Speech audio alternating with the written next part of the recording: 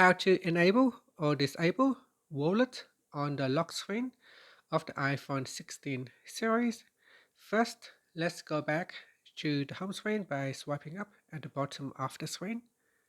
And from the home screen, tap on Settings. Now in the Settings page, we then scroll down and tap on Face ID and passcode.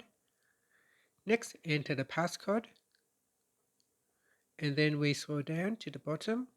In here, tap on Wallet. Tap on the wallet toggle button to turn on or switch off wallet on the lock screen. So here if I turn on wallet and if I go back to my lock screen, now on the lock screen here, just double press on the side button. This will allow you to open up your wallet with your credit or debit card or payment card. And that's it. Thank you for watching this video. Please like and subscribe to my channel for more videos.